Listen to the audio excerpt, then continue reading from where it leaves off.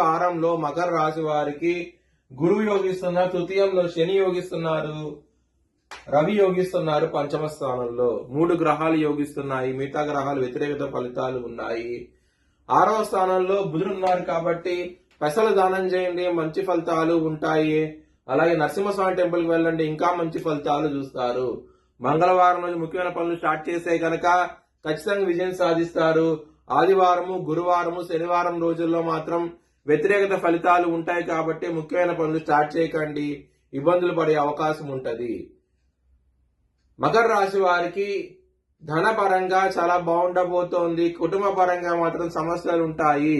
కుటుంబ స్థానంలో రాహు ఉండటం మూలంగా సమస్యలు ఉంటాయి, కొంచెం జాగ్రత్తగా ఉండండి. లవర్స్ కి చాలా బాగుండబోతోంది వారం అనేది.